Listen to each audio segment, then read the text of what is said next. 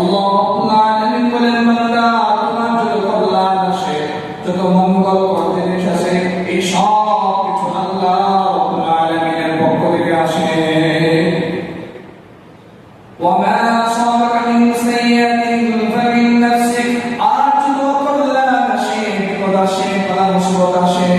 আল্লাহ রাব্বুল আলামিন বলেন বান্দা এটা তোমার নিজের পক্ষ থেকে। তাহলে এই দুইটা আয়াত থেকে যে জিনিসটা বোঝা যায় সেটা হলো এই জমিনে যত রকমের আযাব আসে